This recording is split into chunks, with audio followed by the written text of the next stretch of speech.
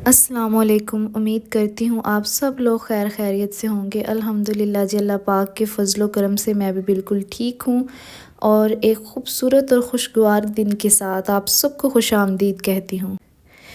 Video پوری دیکھا کریں پلیز، ویڈیو کو لائک کریں، شیئر کریں، میرے چینل کو سبسکرائب کریں اور بیل کے آئیکن کو لازمی پریس کیا کریں تاکہ ہر آنے والی ویڈیو کا نوٹیفیکیشن جو ہے وہ آپ تک لازمی پہنچے۔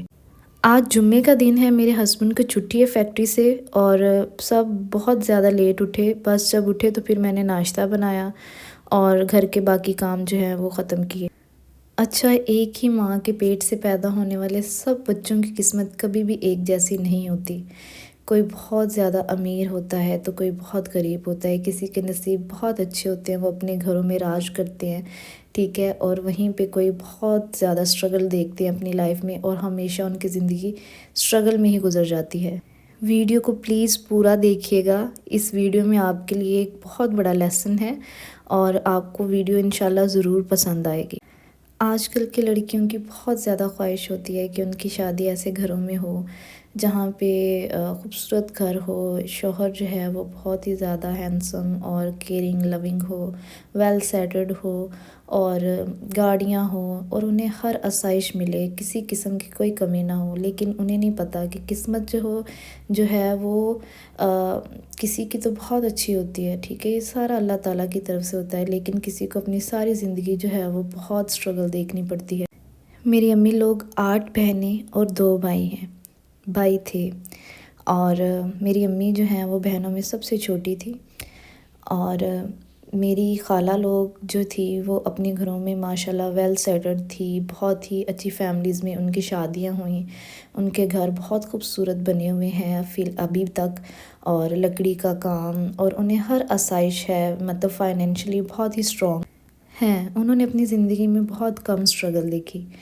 وہیں میری امی بتاتی ہیں کہ جب میری امی کی شادی ہوئی تو اس ٹائم پہ ہمارا گھر جو تھا اس کی 4 دیواری بھی نہیں تھی، واش روم تک نہیں تھا، اور میرے ابو جو تھے وہ ایک فیکٹری میں کام کیا کرتے تھے، اور فائنینشلی جو کنڈیشن تھی وہ کوئی اتنی اچھی نہیں تھی۔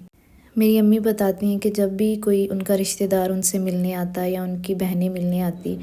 تو ہمیشہ میری امی کو جو ہیں وہ بہت باتیں سننی پڑتی، اور میرے نانا ابو کو بہت زیادہ ان کے رشتہ دار جا کے باتیں کرتے کہ تم نے کیا دیکھ کے اپنی بیٹی کا رشتہ یہاں دیا ہے، ان کی 4 دیواری تک نہیں ہے، ان کے گھر میں واش روم نہیں ہے، اور اپنے گھر میں تمہاری بیٹی نے جو ہے وہ ہر آسائش دیکھی ہے۔ میرے نانا ابو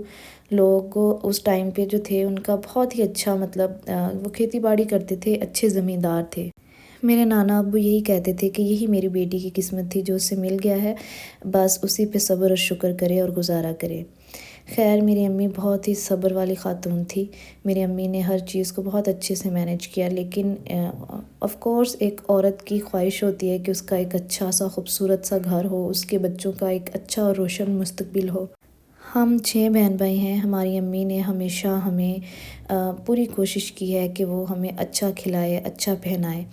ہم نے دیکھا ہے کہ ہماری امی جو تھی وہ اپنے منہ کا نوالا بھی ہمارے منہ میں ڈال دیتی تھی، اور میری امی نے کبھی بھی کوئی شادی بیاہ آتا تو اپنے لیے بہت کم کپڑے بناتی، یا بناتی ہی نہیں، پرانوں میں گزارا کر لیتی، اور ہمیشہ ہماری خوشیوں کو پریفرنس دیتی۔ انہوں نے ہمیں کبھی بھی ایسا فیل نہیں ہونے دیا کہ ہم ایک لوور مڈل کلاس فیملی سے بلونگ کرتے ہیں۔ میں اپنے بچپن میں یہی سمجھتی تھی کہ ہم بہت ہی اچھی فائنینشلی سٹرونگ ہیں، میں بہت امیر ہوں، لیکن یہ ساری حقیقتیں جب آہستہ آہستہ بڑے ہوتے گئے تو پتہ چلتا گیا کہ اصل میں حالات کیسے ہیں۔ میری خالہ لوگ جب بھی ہمارے گھر آتی تو میری امی کو ہمیشہ جو ہے وہ یہی کہتی کہ اپنی بیٹیوں کو نہ پڑھاؤ، انہیں گھر بٹھاؤ، انہیں گھرداری سکھاؤ، حالانکہ ان کی اپنی بیٹیاں ماشاءاللہ اچھا خاصا پڑھ رہی تھی اس ٹائم پہ،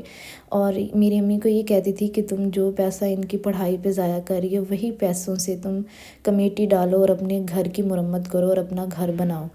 وہ کہتی تھی جب بھی کوئی خوشی غمی ہوتی ہے ہمارے ساتھ، ہمارے سسرال والے ہوتے ہیں، ہماری نندیں ہوتی ہیں، ہمیں شرم آتی ہے تمہارے گھر میں انہیں لاتے ہوئے، وہ ہمیں 100 باتیں سناتی ہیں کہ تم لوگوں کی بہن جو ہے وہ کن حالات میں گزارا کر رہی۔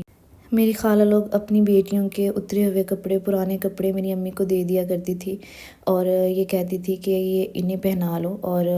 وہ چیزیں، وہ کپڑے دیکھ کے میں ہمیشہ اپنی امی سے غصہ ہوتی تھی، اپنی امی کو کہتی تھی کہ امی آپ کیوں لیتی ہیں،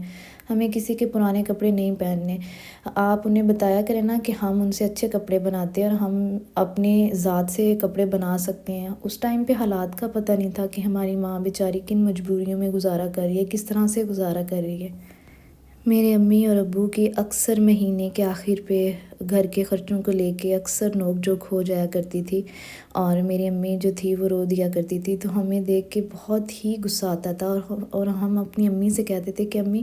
ابو آپ کے ساتھ کیوں بولتے ہیں، آپ نے تو کبھی بھی کوئی فضول خرچی نہیں کی، آپ نے تو کبھی اپنی ذات پہ ایک روپیہ بھی نہیں لگایا۔ تو امی ہمیشہ ہمیں سمجھایا کرتی تھی کہ یہ ہم میاں بیوی کا معاملہ ہے،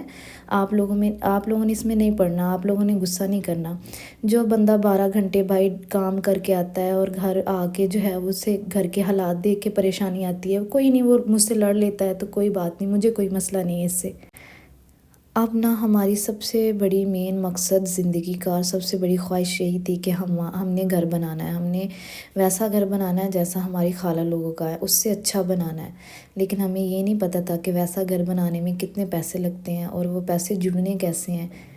لیکن بات وہی آ جاتی ہے نا کہ اگر ایک بندے کی زندگی میں اسٹرگل ہے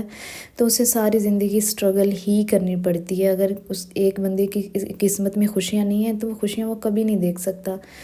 پھر ایک ایسا ٹائم آیا، ایسے حالات آئے، ایسی کنڈیشن آ گئی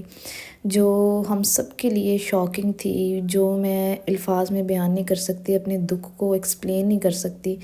کہ میری امی کو کینسر ہو گیا۔ ہمارے وہم و گمان میں نہیں تھا، ہماری امی کبھی نارملی اتنا بیمار نہیں ہوئی تھی کہ ایک دم سے ہی پتہ چلا کہ میری امی کو کینسر ہے۔ ان کی بریسٹ میں گلٹی تھی جس میں درد رہتا تھا اکثر، اور چیک اپ کروانے پہ پتہ چلا کہ انہیں بریسٹ کینسر ہے۔ میری امی نے کبھی گھر میں ذکر بھی نہیں کیا تھا کہ ان کی بریسٹ میں کوئی مسئلہ ہے، یا مطلب انہیں کوئی پرابلم ہے، ہیلتھ کا کوئی ایشو ہے۔ خیر، اب جو تھا وہ گھر سے یا اپنی ساری خواہشات سے دھیان ہٹ کے سارا کنسنٹریشن ہماری ماں پہ تھا کہ ہماری ماں کو کچھ نہیں ہونا چاہیے۔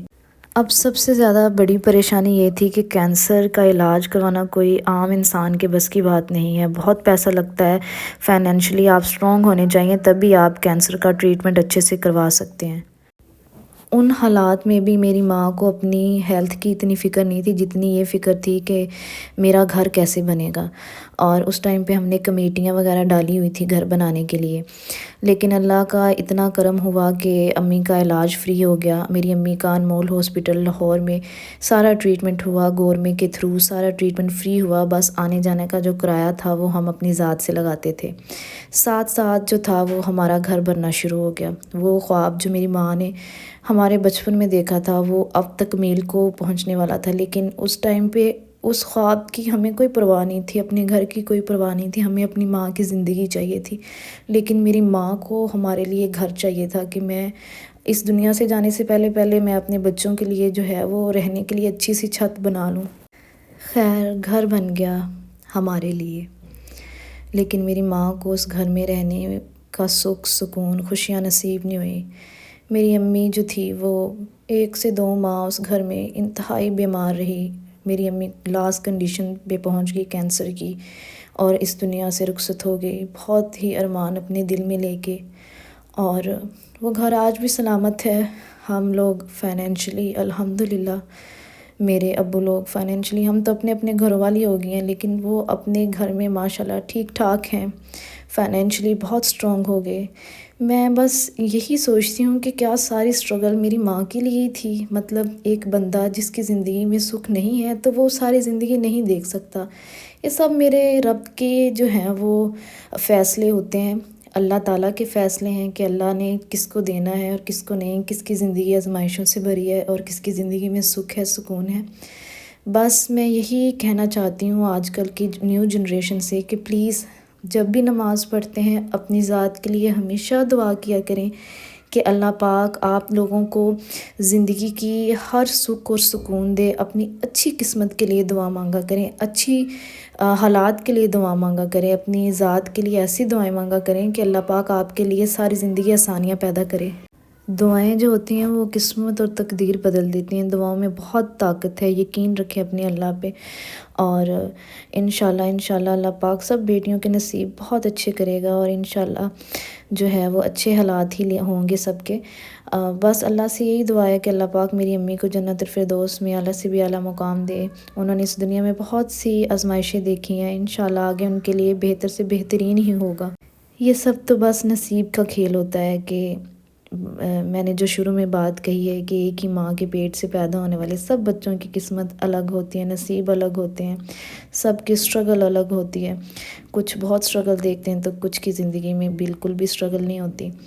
آپ کو میری ویڈیو کیسی لگتی ہے پلیز مجھے کومنٹ سیکشن میں آ کے آپ لوگوں نے لازمی ہی بتانا ہے، میری حوصلہ افزائی لازمی کیا کریں۔ میں بہت کوشش کرتی ہوں کہ آپ کے لیے بہترین کانٹینٹ لے کے آؤں۔ انشاءاللہ جی کل نئی ویڈیو کے ساتھ حاضر ہوں گی، تب تک کے لیے اجازت دیجیے، اللہ حافظ۔